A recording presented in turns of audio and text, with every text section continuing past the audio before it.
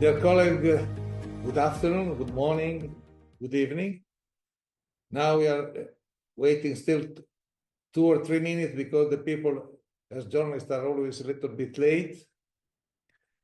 Because I can tell you that we have registered names of colleagues, 394 from 94 countries. The people that perhaps for other reasons cannot be with us in this moment, these people will receive the tape of this interview so they can work on it then. And it's very important because it's the first time, it's a new thing that as association we are organizing. I hope that everybody of you has found also the way for the simultaneous translation. Everybody is okay with the simultaneous translation? It's very important because we must be sure that everybody can understand all what we are talking about. And I think that for the first time, I apologize if we will make some mistake because it was never done before such a big interview with all the important person that will run to be the next president of the IOC. We will have all 7. The calendar is not completed for now because some of them are traveling around the world and they are asking, please wait a moment for the date. I think that the race for the Olympic crown was never so exciting and in some way so different. Because as you have seen, for the first time, out of 7 candidates, 4 are president of an international federation. It's something completely new. It means that we will face some changing because anyway, the IOC has to make a new thing, has to study something new.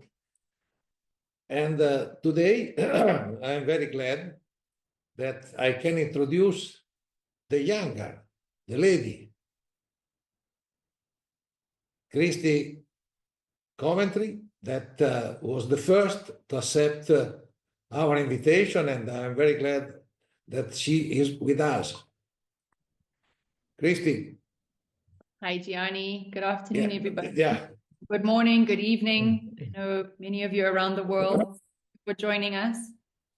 Yes, no, but I think that this time we are all excited because, as usually the people is entering because it takes time sometimes even for the problem of the timetable because here is 2 o'clock in Zimbabwe, is 1 o'clock here in Europe, and the situation sometimes is not so easy. But anybody will receive the video and also can ask also different things. But after, you know that now you're talking with the world because when we receive the registration from 94 countries, it's very important, I think, because it means that the interest for the future of the Olympics and for the future of sport is very big, no? And this is something. So now we begin, this time from the younger, no? The youngest, the top athlete of the past. You are now Minister of Sport. You have had all the different experience, no? And especially, first of all, I think that you can introduce yourself with the 7 medal, the 7 Olympic medal. You are still the top in Africa, no? And especially as a young woman, I want to ask. Many people are thinking, you have a baby of 7 or 8 months old, no? 4 months. 4 months. So he was born yesterday in some way, no? And everybody is asking, how is possible to travel around the world with the young kids and so on? But I think that you have experience, a lot of experience, because even before you did. So tell us, tell to the people how it's possible. Well, thank you, Gianni. It's really a pleasure for me to be here. I am excited to speak with all of you today. Just first and foremost, I would have loved to have been the youngest, but most of you know that our founder, Pierre de Coubertin, was actually the youngest at age 33. So I've got a good decade on him, which I am proud of. But really, it's a great honor to be in this race. And yes, I have a young family, as do a few other candidates. But as Gianni said, when I had my first baby, she's now turning 6 in May. I was leading the Athlete Commission. I was appointed minister. I was running my foundation and numerous things. And before she was 1, she had been to 10 different countries around the world. I have an incredible network of support from my husband and family. And Lily, the newest addition to the family, is already been to 5 countries. So we're on a record streak here. We're very lucky. Again, I'm hugely supported. This is a normal for us. It's a normal way of life, normal way of living. And I think it's a good way to show that women are just as capable as men, even if we are to be expected to be full-time mothers, wives, daughters, etc., etc. Okay, listen, but now IOC is very proud to have reached the equality of gender. But in this race, you are only 1 woman out of 7. So it means that to run for the top position is not still the equality of gender. Why? Why you think? I think that we have reached the gender equality on the field of play, and we saw that for the first time in Paris, which we're very proud of. The movement has been doing an incredible job over the last few years within the membership, and we're now at 42%, I believe, of women of the members. But we still have a long way to go. When we look at international federations, that drops down drastically. When we look at national Olympic committees, it drops down drastically. When we look at national federations, I think it rises a little bit, but still not gender equal. So we still have a lot of work to do. And I'm excited about leading that movement. Women are ready. They're ready to lead. I look at it as an opportunity to push through boundaries so that when my 2 girls are growing up, they don't have the same boundaries. They don't have the same pushback, right? It's an easier path for them to take. So that is a little bit of why I'm running. Not the main reason, but I think a very strong reason to be able to put my hand up and say, let's do it. It's time. Okay, now let's go to a very difficult situation regarding gender. There is a big debate about transgender athletes and so on. What is your opinion? Because it's a very sensitive problem that is concerning human rights and a lot of this also cultural problem. What is your opinion about this? So I think that we, as the IOC, need to take a little bit more of a leadership role. I would like to sit down with all the international federations and come up with a common framework for all of us to work within. It will obviously depend on the sport. We have equestrian that already men and women compete against each other. So the topic is not as big in certain sports. But each federation over the last few years have really worked quite diligently with their medical teams to come up with rules and regulations that they feel best protects the female category for their sport. And I think as the IOC, we should take a leadership role in understanding all of these differences. Most are actually very similar, and take a leading role in the decision that we're going to make in order to protect the female category. No, because it's something that is coming back. Because if you remember, was the IOC that many years ago has closed the situation of the gender test when there was the swab in the mouth, no? Because they said that was against the human rights and so on. But now I think that we are going back to the situation. We have to find a solution because the problem is quite big. And it really, I can understand it is not so easy because every human person needs to have his own right. But the problem is that where we can find the right solution. You think that is still possible or not? Because the debate I think is it's quite possible. hard. I think that it is possible. And I think, again, the way that the IOC, what is in place right now, is the decision was left up to the international federations. And the majority of the international federations did a lot of work with their medical teams, with medical and scientific research, to come up with rules and regulations that fit their sport. What I'm saying is that as the IOC, we should bring everyone together, try and understand if there is a way to put out a common framework and take a bit of a leading role.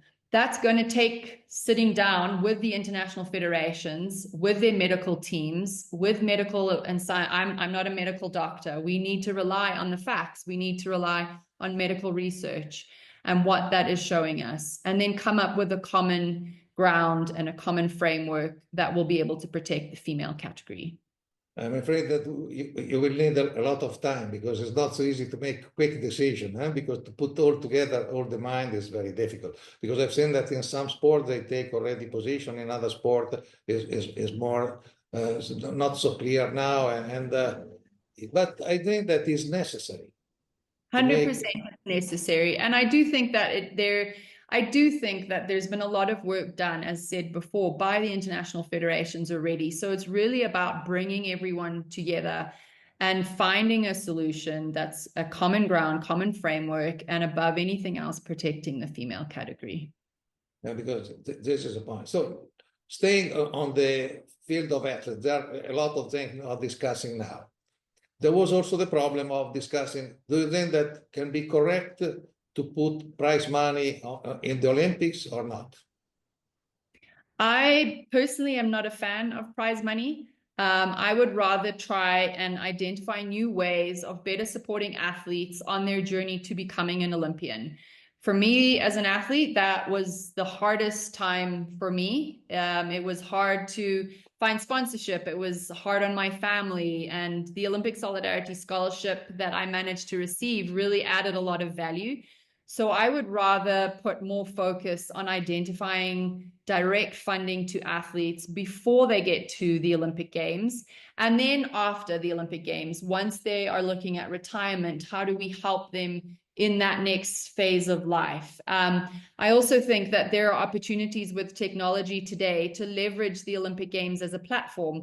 In the past games in Paris, we saw a number of athletes leverage their social media platforms, and they have created a more sustainable way of being able to become influencers and promote different products and make a living for themselves. So how can we help athletes better understand and navigate those platforms so that they are consistently growing their own individual businesses? That for me is more of where I'd like to focus my time, rather than just on a once-off payment at the games.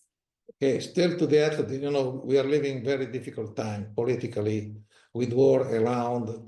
Now next year there will be an Olympics, and now it looks that maybe that there will be something to stop the war in Ukraine, and perhaps also in Palestine. There are other wars in Sudan, other war in Congo and so on. What do you think that with the athlete, what will be the guideline to have the athlete the possibility to perform or so on? Or you think that is necessary still to have the clause, somebody cannot come to the Olympics, or people has to have the possibility as independent, if it's possible to be independent also? Mm-hmm. I think above anything else, it's our duty as the IOC to ensure that all athletes can participate at the games.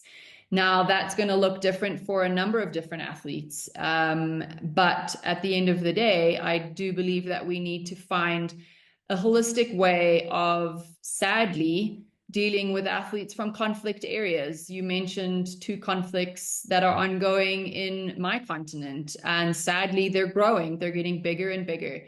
So it's not just the bigger wars and the conflicts that are happening in Europe and the Middle East, but there's wars and conflicts in Africa. And how are we going to protect these athletes and support them? I know from my own personal story, my country was going through internal turmoil in 2004 and 2008 when I won my medals.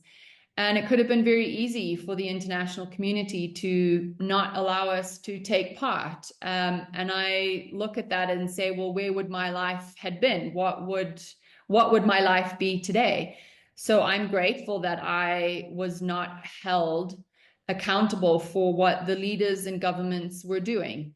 I think there are always sensitivities that have to be taken into consideration, as we did for Paris. But again, what needs to be done is we need to acknowledge that sadly, there are more and more conflicts. And how are we holistically going to be dealing and supporting and protecting athletes that are facing these challenges across the world, not just from specific areas, but all across the world? Yeah, okay. Now let's go to the other facts. You spoke about zero tolerance with corruption, with match fixing, with the doping. So what do you mean? Because also, you know, match fixing or result manipulation and doping are very connected. Yeah. Because the criminal organization are doing this. They use the doping also for after to manipulate the result. So how is possible, you think, that we can at least stop some really important business there? So I think first and foremost, there's an incredible amount of work that already gets done by WADA, by the ITA.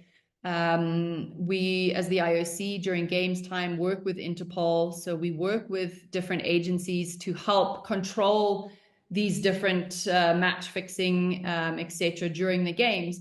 But I think what needs to happen is we need to be proactively helping national Olympic committees and countries develop and strengthen their rules and regulations and their laws. So in Zimbabwe, we are a big cricket nation. There's a number and a lot of match fixing that happens in and around that sport, as well as soccer.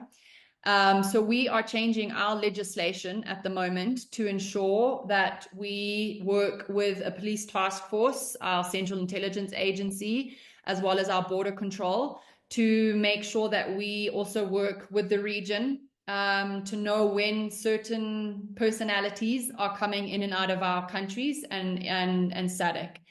And we do believe that this is going to strengthen, and we're doing that in collaboration with the big international federations. So with the ICC, they have a lot of information, and I'm hoping that this law is going to strengthen the ability to penalize these personalities and to hold them accountable, but also to deter. And we have seen it work really well in South Africa. South Africa came out with very strong rules and regulations in and around this specific topic a few years ago. Sadly, we got a lot of the people that were working in match fixing sports in South Africa just moved across the border to South Africa. So we're now strengthening those rules and regulations. But I do think that there is some work to do with countries, specifically through the National Olympic Committees, to help strengthen rules and regulations so that we start from the bottom of trying to create cleaner atmospheres in our sport. No, because the problem is that is the problem of even of the punishment of this kind of people. Because, for example, sometimes now with the doping and with the match fixing, you don't risk to go to jail. And so it's easier to manipulate the result than to go to sell the drugs in the street because it's less dangerous. So this is the problem. It's a cultural problem also that has to be solved. I think that only the new legislation in every country can change something. If not, it's not possible. Yeah. Anyway, now it was my opinion, but it's your opinion that counts this time. So after, I think that from the journalist point of view, no, you know, I've seen that at your Congress, now elective Congress, after the election, can happen to you or to one of your competitor, there is no press conference, but there is the mixed zone, no? And I think that this, because I've been told that all the candidates has preferred the mixed zone to the press conference. And I think that is on my point of view, is completely wrong, because the mixed zone, you know, is a mess. it can be wide and so on, but at least the five people in front of you can understand, but the people on the back. And after, there is no simultaneous translation. I think that, I hope that one day there will be possible to also rewrite the right also of the journalists, because if not, we will be always cut out from every possible read world. Because in this moment, it looks that IOC is in a kind of ivory tower, and we have to look from outside. I think that we are working together for the future of the young generation. So why to be completely cut off? So this is the problem. Well, Gianni, I appreciate you sharing that, and a few of your colleagues have shared the same sentiment. And I think that we have to learn to work together, and we have to be able to leverage different things and how we communicate, and media and talking to the media, and being able to lean on the media to get specific messaging out is always extremely valuable. And so we will need to ensure that our communication is strengthened. Yes, but I think that this now I would like to give the floor to my colleague, no? To my colleague, because it's important that to listen to their request. I hope that they are not so shy, no, to continue on this way. Anybody has raised the hand? Tracy Holmes. Thanks, Gianni. Yeah. Hi, Kirsty. Nice to see you. My question is with regard to, it's kind of big and it's small. It's an interesting problem, and I wonder how you would address it if you became the president. And that is, South Africa used to be banned from the IOC during apartheid. At the moment, there's only one country practicing apartheid. It's gender apartheid, and that's in Afghanistan. The biggest sport there is cricket. Now, the International Cricket Council is going to be one of your federations for the next Olympics in Los Angeles, and they are not even fulfilling their own rules, which say that to be a full member, you must support both men's and women's cricket. The Afghanistan women's cricket team lives in Australia after they fled their country. Would you, as the IOC president, take on that responsibility to lobby for the women of Afghanistan with one of your sports for the LA Olympics ahead of those games? Yes, definitely. 100%. It's not, for me, that's not even a question, really, Tracy. I think that we have to. And I am actually going to be meeting with the new ICC chairman in the next week. He and I are going to be sitting down. I know that he has just taken over. So this will be a question that I will gladly be asking him, how we are going to deal with it and how we're going to walk it. And that was part, that is part, as you all know, that is part of a sport becoming a part of the Olympic program, is making sure that the development of both men and women's sport across the globe is done equally. So we will definitely have that conversation, and I would 100% be honored to fight for women's rights across the world. When you meet with him and get that answer, can you let us know, please, next week? Yes. When you extract the answer from him? Thank you. Sure, no problem. Thanks, Tracy. Now you go to Rodrigo.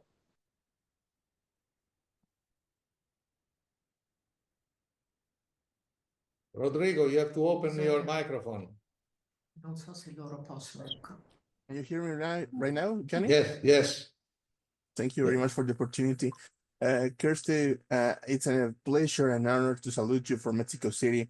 How can you describe the biggest challenge of sport right now? Actually, for you, what is the biggest challenge of sport to conquer? Oh, goodness. I think it depends on the different regions and the different continents. And I think that's really what makes the Olympic movement quite complex, because every region faces something a little bit different. I think as just in general, it's really identifying talent, and from identifying talent, supporting that talent. So from National Olympic Committees to really be able to focus and deliver on supporting their athletes, that would be a big one. Gender equality, as we've just heard, across sports. And then you come into governance, transparency, sustainability, all different topics. Revenue generation, what is that going to look like? How are we going to ensure that we're making good decisions? It's not just about raising more and more money. It's also about making good decisions. It's about making good decisions on how we're spending that money every day, getting rid of the ugly costs, ensuring that we're reducing the bad costs, but everything is within every corporation. We have, costs that just are there that we don't necessarily like. And it's about improving the good costs. And what does that look like? So revenue and how we're spending the money and what that's going to. And then when you look at our specific stakeholders, what is the topic of conversation with the international federations? They're wanting more support. They are wanting to have more direct influence during the build phase of an OCOG, not just towards the end or during games time. How do we involve them with that? When you look at the athletes, how are we going to get athletes more direct funding so that they can live out their dreams? How are we going to help bridge the gap between National Olympic Committees, the very big ones, the very professional ones, and then smaller ones like my own country, right? How are we bridging that gap so that there is more professionalism across our sports? So I really do think it's a very big question, because there's so many different things that we need to look at. But again, what I feel right now, whenever there's a new shift and there's a change in an organization, I think it's time for us to have a little bit of a pause. And I want to just take a pause, evaluate where we are. What is it that we as an organization want to continue doing? We know that the Olympic Games are our heartbeat, right? And then we have all of our incredible stakeholders, our athletes, and then the next layer, our NOCs and our IFs. How and what are we going to continue to fight for? What is it that we need to maybe get rid of and we need to shed? And what is it that we need to change and adapt to be relevant in today's world? So that will be a big piece of work. And I would like to start that very early on within being successful in March. Okay, thank you. So now we go to Zarina. Zarina, is your time from Kazakhstan. Open the microphone, Zarina. Okay. First of all, I would like to say apes for this opportunity, and my questions: how do you plan to combat doping, especially considering the complex political factors that influence this process? Thank you for your question. So I think if I understood it correctly, you were asking about doping and how we're going to navigate and protect the doping system and the ecosystem, especially when it comes to very sensitive political areas. Yes. Is that right? Yes, I think so. I mean, above anything else, we have to ensure that the field of play is clean. So if there are rules and regulations that need to be followed, then those rules and regulations need to be followed. I'm very clear on those things, because being an athlete, I had to fill out all the Adam's whereabouts. I feel that as athletes, we are held under a microscope. And so every other stakeholder should be held to the same accountability. And again, as I said, making sure that the field of play is clean and fair for all athletes is the #1 priority, because I think if we lose that, we lose the trust from our fans, we lose the trust of our sponsors. So we have to really ensure that our integrity remains strong. Okay, thank you. Now we go to Wojciech, Poland. Wojciech, are you ready? Yes, can you hear me? Okay, your Yes. mustache are ready. Yes, you can go. Thank you very much. Hello. My question is about what is your origin in the IOC administration, which is the Athletes Committee. And what I've noticed is that quite a few of its members in the past, but also in present, are, of course, active athletes by the definition of the Olympic Charter. But in fact, some of them have already finished career. Well, for example, Alison Felix was lately elected. Well, she also ended her career lately. And I see the entire IOC membership also consists of quite a few former athletes, also obviously the Olympian athletes. And what I wanted to ask is, how are you gonna to deal with the fact that well, the voice of former athletes is within the IOC, not especially via the athletes committee. So how to increase the voice of the active athletes, not by the definition of the Olympic Charter, but active athletes. Yeah. Thank you. I appreciate that. So obviously, you know that I was the chair of the Athletes Commission, and I became a member of the Athletes Commission while I was still competing. I competed for another 4 years until I retired. And what the Athletes Commission is doing an incredibly good job with is staying in touch with active athletes, as you've just said, active athletes. So athletes that are competing today. And they're doing that because they've really put a huge emphasis on ensuring that we have direct contact with athletes that are competing today across the world. We fought really hard to ensure that we had specific funding coming to national Olympic committees for their athlete commissions, so that we're also getting constant feedback back, and that will continue. And we need to ensure that not just at games time, right? Because games time, it's high pressure. There's a lot going on. We want to make sure that we're speaking directly to athletes outside of the games, leading up into the games and after the games. That's very important.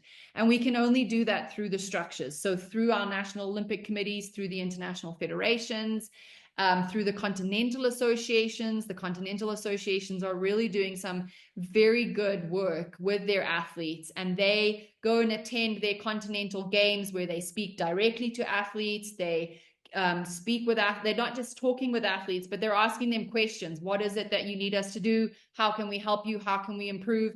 All of that direct communication from active athletes today will remain a very, very high priority on my list anyway, because they are the ones that we're putting this entire show on for, right? Like, we're putting the Olympic Games together so that the athletes can come, can compete, and can win medals, can make their countries proud, and can achieve their dreams. So their voices are extremely important.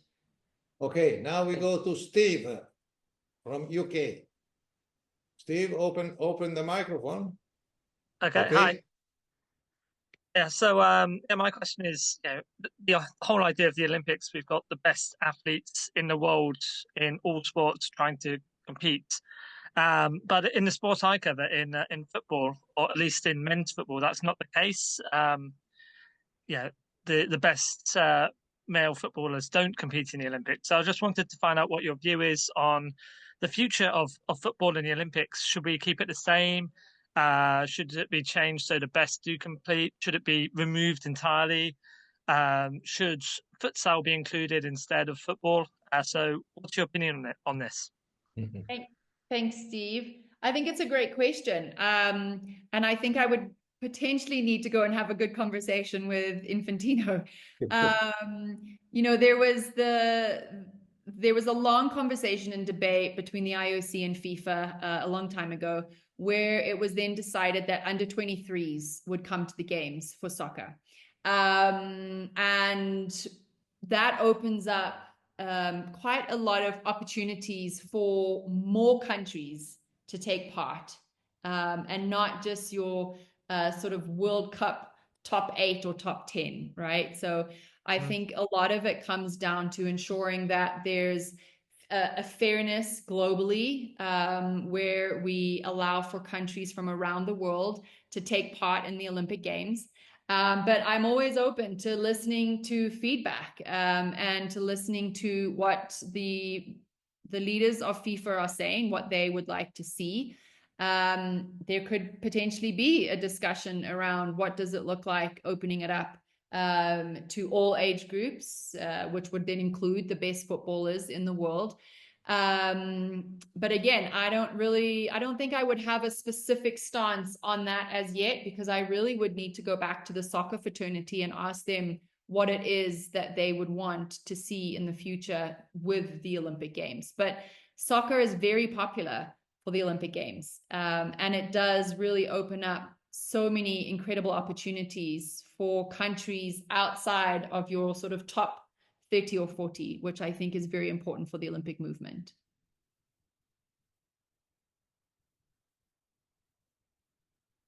Gianni, you're on mute. I made a mistake, sorry. I feel too emotional, you know, I'm too young. Jakub, it's up to you. From Poland. Jakub, open, yes? Yes, Okay. can you hear me? Yes. Okay, Mr. Coventry, first of all, we are honored that you found the time today for us. And I have question about that. I have two questions. One, because if Okay. not, is a problem. Okay, Other people. one question. Okay, that's that we know that boxing will not be at the Olympic Games in Los Angeles for now. What is your current situation and what is your position on this matter? And one thing, because in last weekend I saw Otria and Jędrzejczak at the Sports Championships Gala in Warsaw, and who asked the great your warmly? Thank you, Jakub. I appreciate the question. Boxing, I feel that we've got quite a bit of work. We have quite a bit of work to do for boxing. Ultimately, I would like to see boxing on the program, on the Olympic program, because there are a number of athletes from the global south, from countries in Africa and Asia and South America that don't generally win medals, that have real opportunity to win medals through this sport. But we have to ensure that the athletes' health is being taken into consideration. We have to ensure that there is good governance and transparency within the organization. We have to ensure that match fixing, as we were talking before, is being taken seriously. And we haven't been seeing that from the federation. So you all have been following it very closely. I think most of you may even be more up to date with it than I am, because I know some of the journalists online follow predominantly just boxing.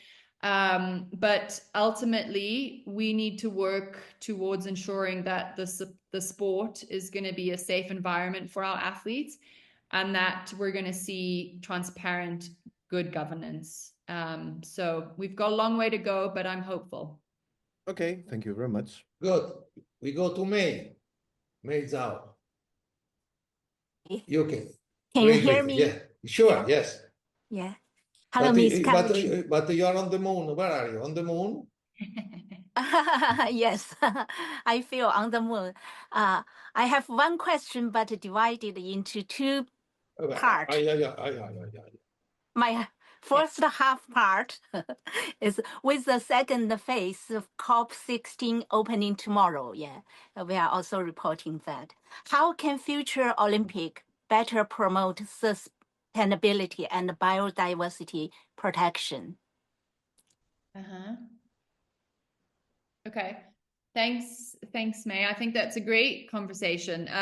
Sustainability is something that we have to look at. And it's not just about sustainability when it comes, a lot of the conversation fully falls onto sustainability when it comes to venues, when it comes to weather. So when we're talking about the Winter Olympic Games, we're really looking at having to make some really big decisions when it comes to the Winter Olympic Games, purely because climate change, seasons are changing, and we need to ensure that we're going to have the best available options to athletes to compete during a Winter Olympic Games, right?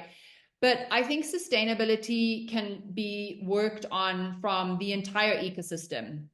And what I mean by that is sustainable in our internal practices, as well as the external practices.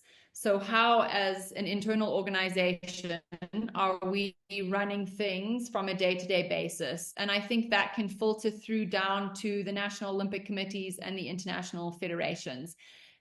We are already seeing that when we're doing more Zoom interactions like this one, using more emailing of soft copies, not so many hard copies and papers anymore. And then you have the bigger external projects that the Olympic Games works on, and that would look at your venues, fan engagement, traveling. You know, when you hold an Olympic Games, you've got all these fans traveling to that company. How are we offsetting all these different exposures? That has to be done concurrently with the organizing committees. And Paris did an extremely good job. I know some of you have seen all the numbers, so I won't go through those again. But Paris really did a very good job on very sustainable models in certain things. And now we need to ensure that we're taking those best practices, sharing them with Milano Cortina, as well as LA 2028, as well as Brisbane, et cetera, and find new ways of improving on what we've already done to date. Thank you. May I allow to ask a second half? No, because there is a long queue. I'm sorry. Thank you. Thank you. Alexander from Ukraine. Hello, everybody. Hello, Johnny. First of all, thank you, Johnny and IAPS, for this exclusively possibility to speak with Mrs. Coventry and of course to Mrs. Coventry for this opportunity. As you said, you would like to all the athletes to take part in the competitions and this normal desire. But when it comes to war and athletes supporting war, the situation looks different, doesn't it? Exactly today is the third year when Russia starts bombing Ukraine and continues this horror, bombing every day and every night, even this night. And many leaders comes to Kyiv today to support Ukraine. So yeah, there are a lot of wars, but for every nation, their war is specific and important. Yes, and why important for Ukrainian athletes and Ukrainians that the representatives of other country as Russia to not participate in Olympic Games? That because this country kills Ukrainians every day, civilians. Yes, so. When we're talking about this situation, this possibility is very important to understand. And just let me, but I'm sure that you know that it was a rule that during the Olympic Games, all war stopped. But it doesn't work. It not works now, yeah? So this is a question. What is your understanding in your point of view on this situation? What do you think about Russian athletes and Russian flag on the future Olympics, because it's very important for us to understand is your vision as a possible new president of the International Olympic Committee. Thank you. Thank you. And I appreciate that question. And I can appreciate, and I thank you for acknowledging that there are complexities with each and every single conflict that's happening around the world. And it's different for every single conflict that is going on at this point in time. It's sad to see so many conflicts in our world today. For me, and again, we saw in Paris how we allowed for some athletes to take part as neutral athletes and independent athletes. This was done on a basis of following specific regulations and rules and taking into account the context that you just shared with us. At the end of the day, the Olympic Games needs to be a safe environment for all. So just as important as it is to have all athletes take part in the Olympic Games, it's our duty as the IOC to ensure the safety of every single one of those athletes during Games time. So we will need to ensure that we take the appropriate measures and each context of each war into account before making any final decisions. And this is how I believe we can ensure that we show respect to the countries that are going through these terrible times. But it's also a way that we can show respect to the athletes that do not have the opportunity to stand up or against what their countries or leaders may be doing, and show them support. Again, as I said, it has to be done taking into context everything, all the sensitivities, and at no time must there be any situation that during an Olympic Games, it can cause any amplified response or hurt to any athlete during an Olympic Games. Okay, now we go to Tunisia. Mohammed. Thank you, Johnny. Good luck for Kirsty for your campaign. Just my question is based on you said that you will find support for the athletes themselves during their career or after their career, even in case of retirement or something like that. But my question, do you have in your plan funds for the countries to prepare the infrastructure that may, let's say, give birth of new athletes? Because the infrastructure is the key to have athletes. That's it. Thank you so much. Thank you, Mohammed. That's a great question, and thank you for asking it. I know that there are international federations that dedicate specific parts of their budget already to infrastructure and infrastructure programs. That's not something that the IOC has done, but we have, and part of my plan is to sit down with our Olympic Solidarity team and with the identify the different federations. They have specific development programs, and try and come up with linking those two programs together. Because right now on Olympic Solidarity, for example, we have 15 world programs. Not every national Olympic committee has the ability to use all 15 of those programs. So can we be a little bit more flexible with allowing the national Olympic committees to choose which programs they would rather use or utilize, and have the same amount of money that would be spread across all 15, maybe pushed into 5 programs. And one of those programs could be upliftment of facilities. Okay, now let's go to TAP. TAP from Angola.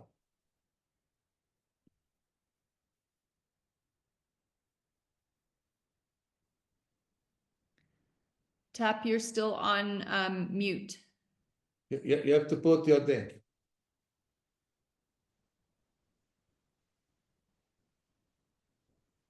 TAP, you have to unmute the microphone. You must open the microphone. Open the microphone.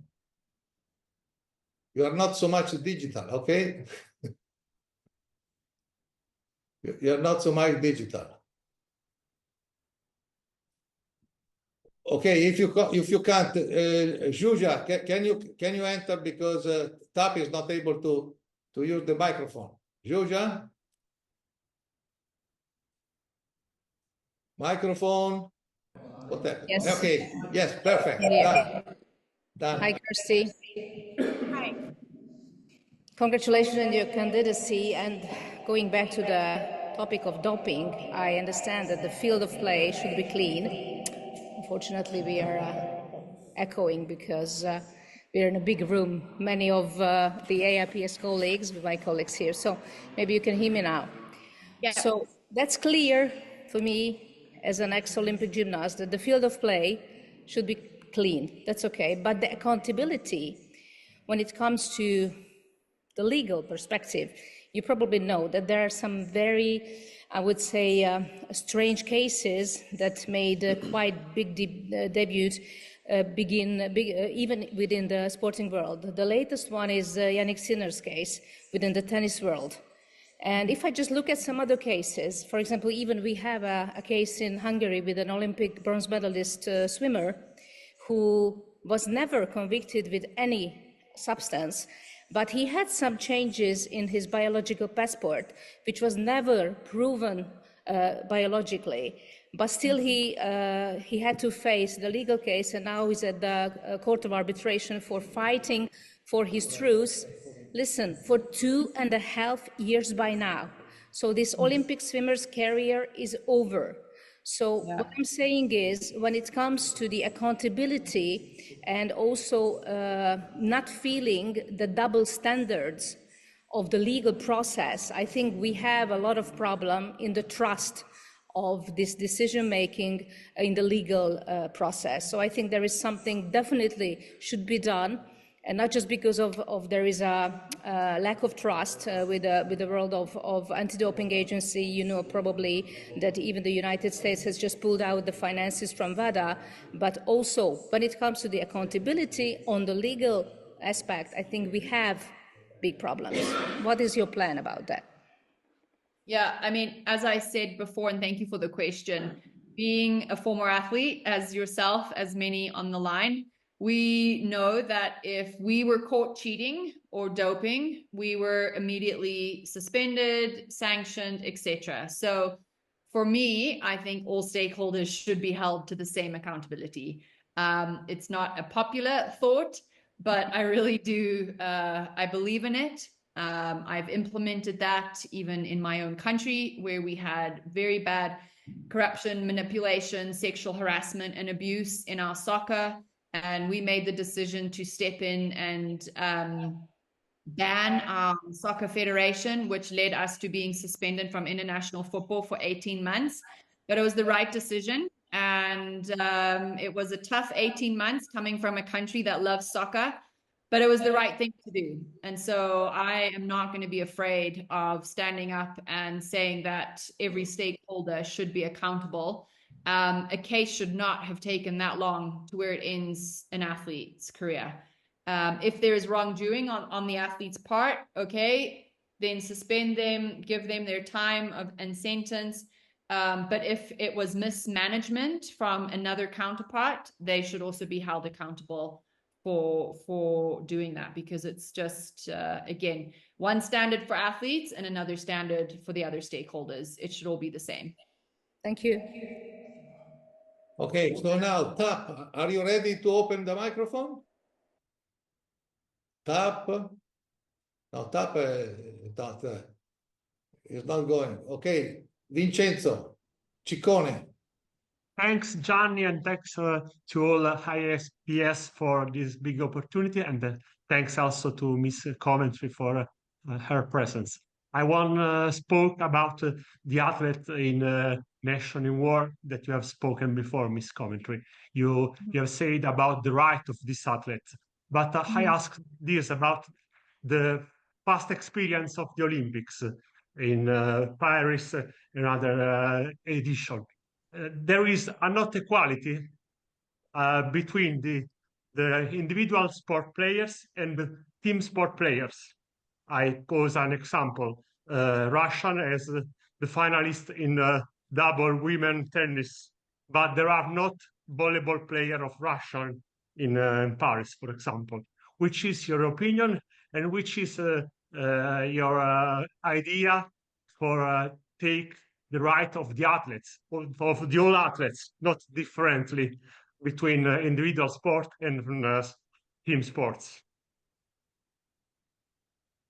Okay, I'm not sure I understood. So you're saying the treatment is different between this individual sport and team sports. And team sports. Okay, in which way? Sorry, I just in want which in way, for example, in Paris there are tennis players from Russian individual tennis player, but there is not the Russian representative of volleyball, for example. Oh, okay. So that came down. You said before there is essential to keep rights of the athletes, but Yes. there are athletes, tennis player and also volleyball player, for example, is my example. Okay, well, that's quite a specific case because it came down to the country, and in the rules that the IOC put across for there to be Russian neutral athletes taking part in Paris, there were not allowed to be any team sports, and a team sport was more than one. Okay, now we go to Zimbabwe. Farai. Thank you, Gianni, and thank you, Kirsty, for having us. But just a quick one. So Kirsty, leading a sport in a country with financial constraints and deeply polarized audiences has required you to make tough decisions while maintaining unity with global conflicts in Africa and Europe, as well as intense debates on transgender inclusion. How do you see these leadership experiences shaping your ability to be able to steer IOC through similar challenges? And what unique strengths do you think you bring to the race that probably sets you apart from your contenders? Hi, Brian. Thank you for the question. It's a great question. I think the last 7 years, and you have seen a lot of the past 7 years and what we've gone through. And as you've said, with inflation, with hyperinflation, with budgets that we have to be very creative with, in an environment that's ever changing, in an environment where we have put in some very strict rules and regulations in and around the expectations that we have of the national federations and what they need to do in order to access funding, in order to access the support from government. I believe all of these situations have given me incredible skills, definitely a thicker skin, coming from an athlete. But I've been able to navigate these last 7 years, I believe, really well, but not just well. I've been able to do that because I've had a solid and strong team who have been willing to take tough decisions because it's been the right thing to do. So we've been led by our values. And that's really what we've been trying to change. And I firmly believe that with the strength of the membership within the IOC, with the strength of the ecosystems from the international federations, the national Olympic committees, the athletes, hearing directly from the athletes, leaning on all of these different stakeholders, taking them into account and giving them the opportunity to be a part of the decisions is what is going to strengthen our movement. And I have been fortunate enough in Zimbabwe to have been able to do that. The decisions that you make are not always going to be popular, but generally when they're not popular decisions, they're generally the right decisions.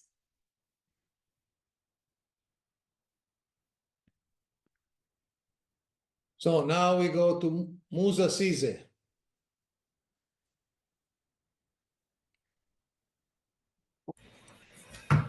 Hi, Gianni. Hi, everyone.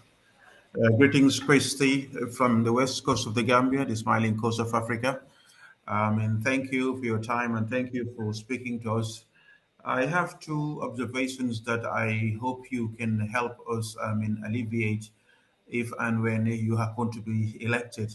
Now, firstly, many of journalists around the world do crave for this Olympic experience, and it eludes most of us seriously. And most practicing journalists would go in their entire life in sports without even, being featured in any Olympic Games. And it is an issue that we believe that as aspiring young journalists around the world who are dying to cover the Olympic sports all over the world, hoping to see them cover at least a single Olympic is an issue. Of course, the challenges varies from, lack of funds, the accreditation, and the non-issue of visas. Can you tell us, if any, do you have any plans to see how such a situation can be alleviated? Thank you. Thank you, Musa. We appreciate that. I think that there's always opportunities to increase and look at new ways of including media from around the world. Part of my vision is ensuring that we are going to be reaching 9-year-olds across the globe, not just 9-year-olds that can afford to watch on linear TV, right? So how are we going to use, I know, for example, in Zimbabwe, we're about 15 million population and 13 million people have smartphones. So how are we going to give greater access to the Olympic Games to people from new regions across the world, including that of journalists?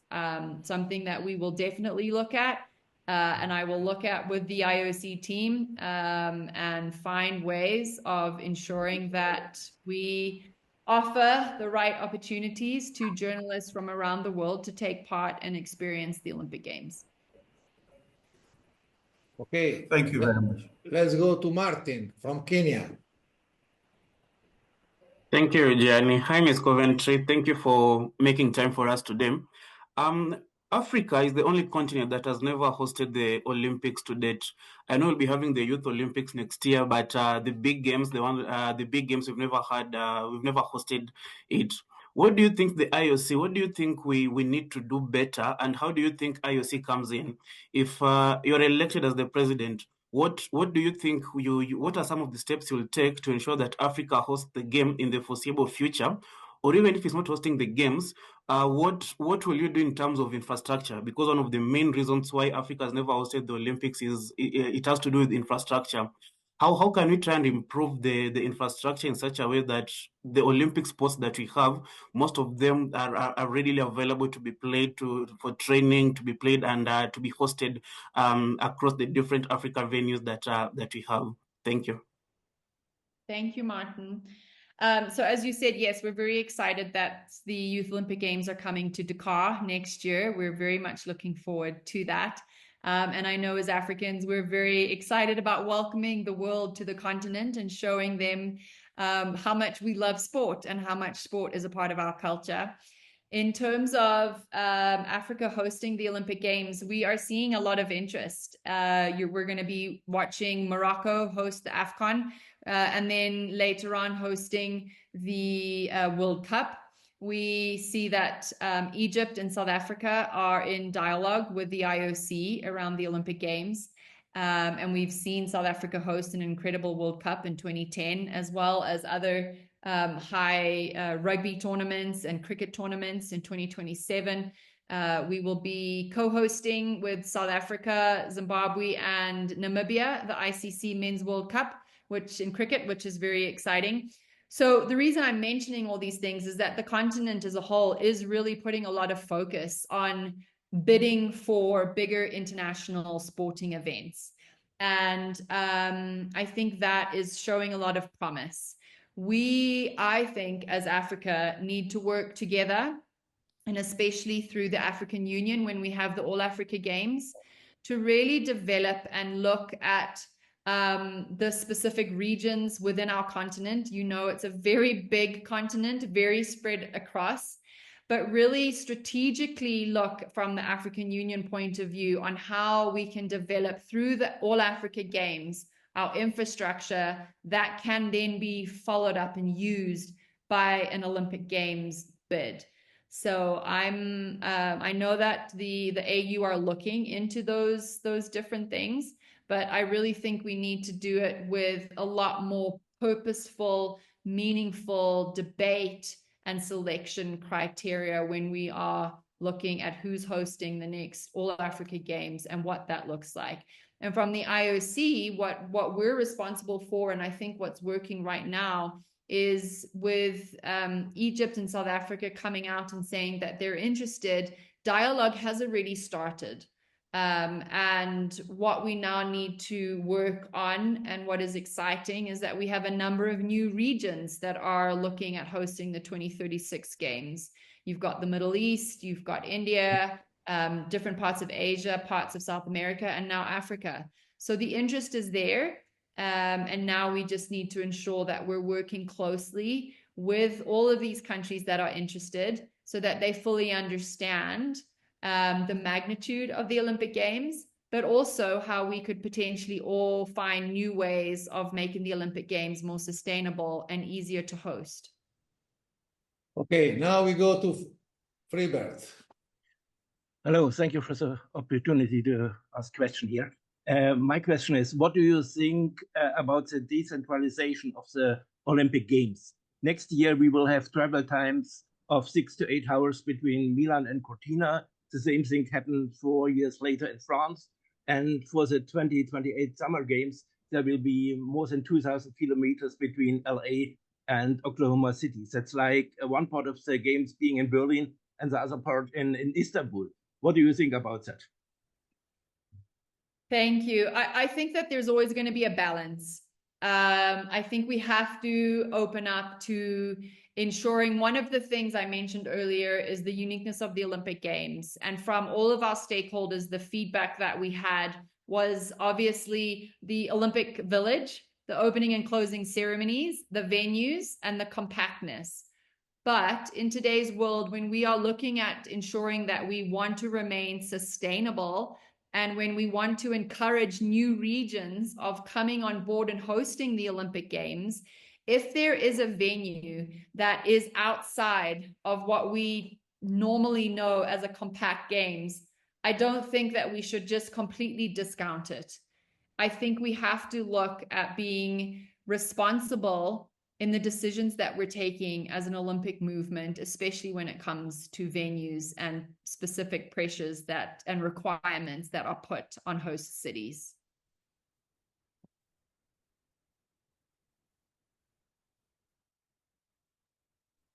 You're on mute, Johnny.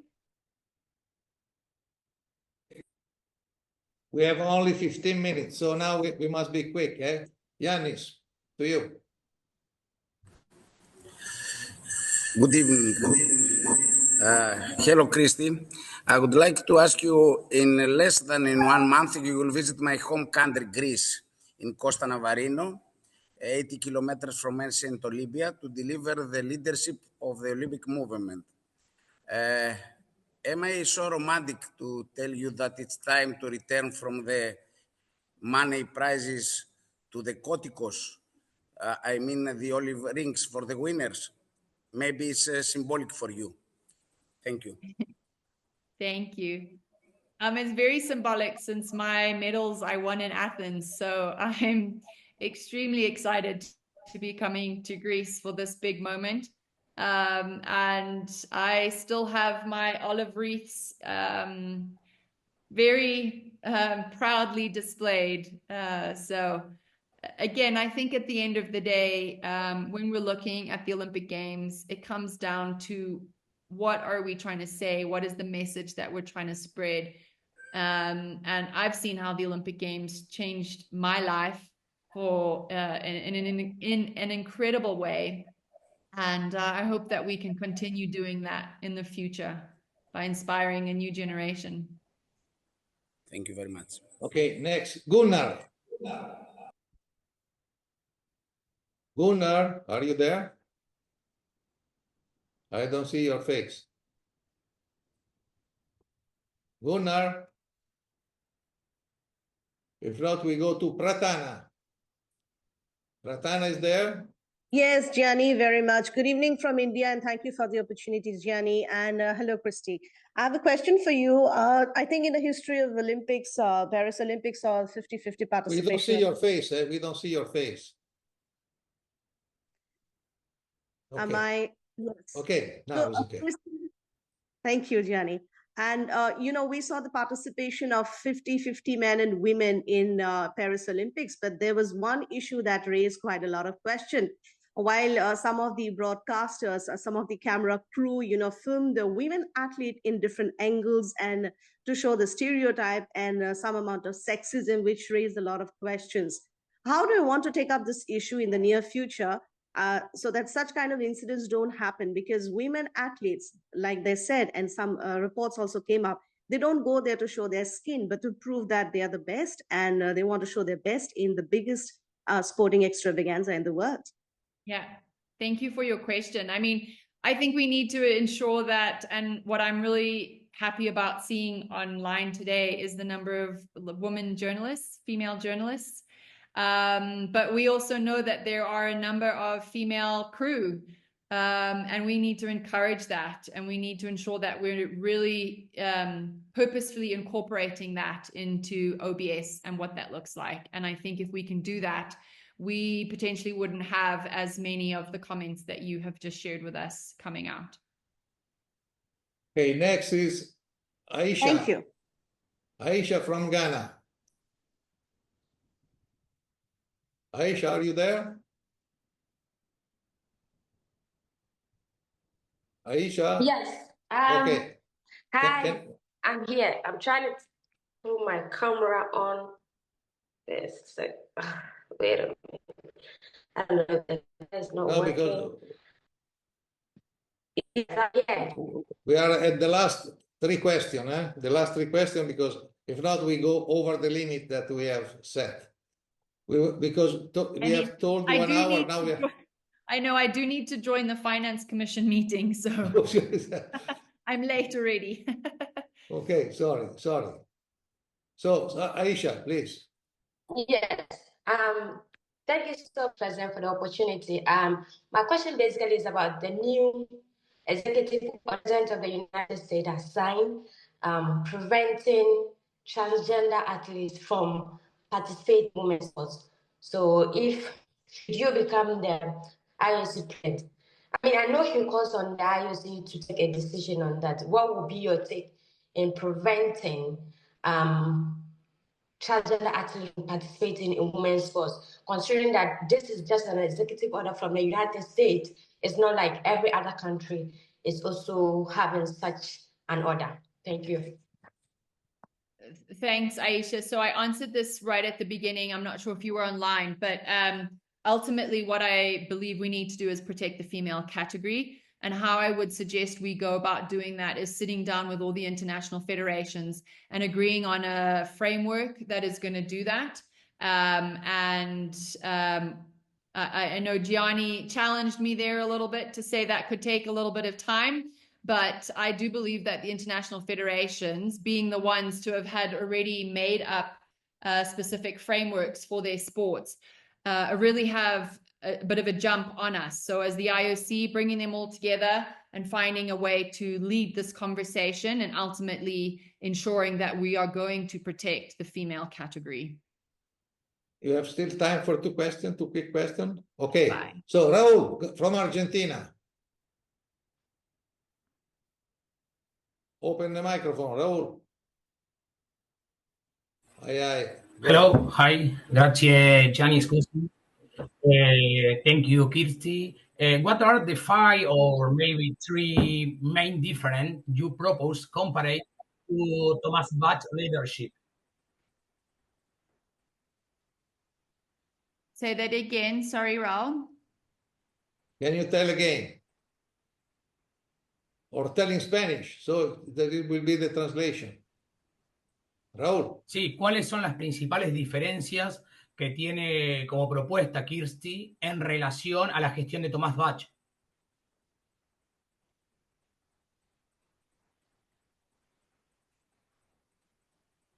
Thank you, Raul. Well, I think we're two very different people. First and foremost, for me, I think the way in which the IOC communicates would need to change. We have a completely different leadership style. My manifesto, as most of you have seen, is all based off of the Ubuntu philosophy, which is I am because we are. And I know that I've only ever been successful because of the people and the team around me. And that would be how I would want to lead. I would want to ensure that the members are not just being heard, but are actually being quite active and sharing of their experience and their knowledge. And again, we're two very different people. So I think our leadership styles will be very different.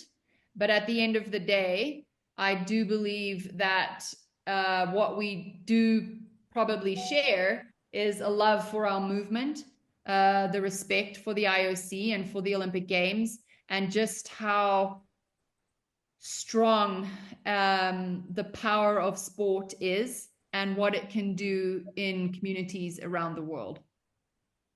Okay, now the last, Elizabeth. Hello, Ms. Coventry. I would like to ask you a question. Yep. You've been on the International Olympic Committee Executive Board for a while. Why weren't you able to make changes there, and what do you think you can do in this new role?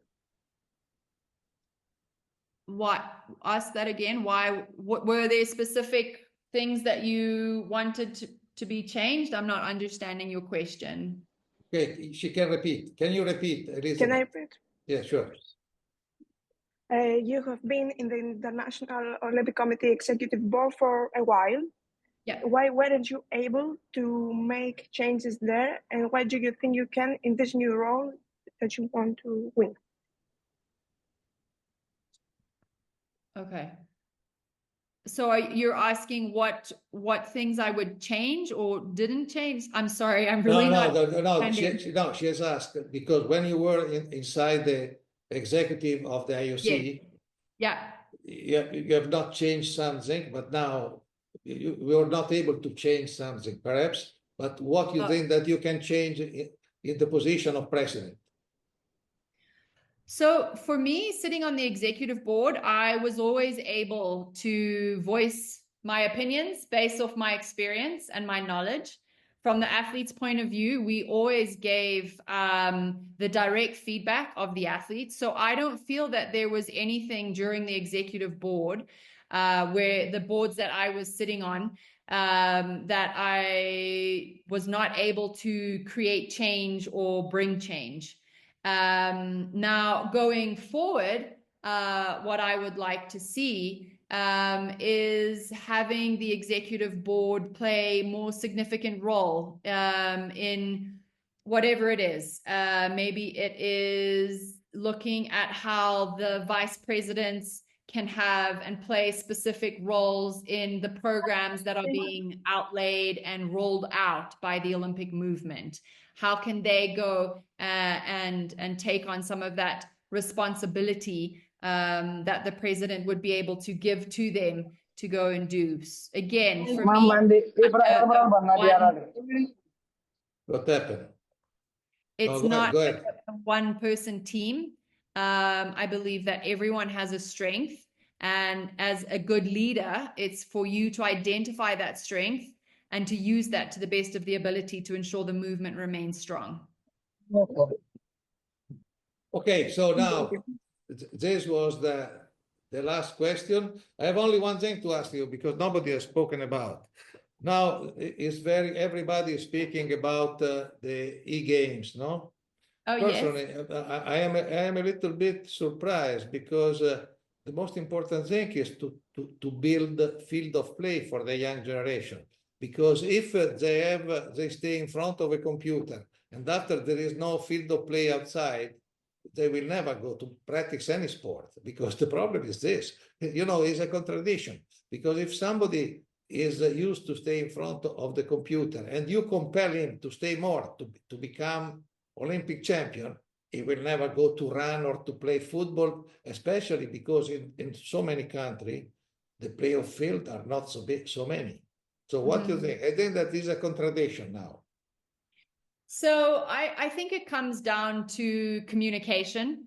We as a movement are trying to communicate and talk to young people, and we're trying to influence them into playing sport and encouraging them and inspiring them to play sport. And e-games is huge. We can't deny the fact that it is growing rapidly across the world.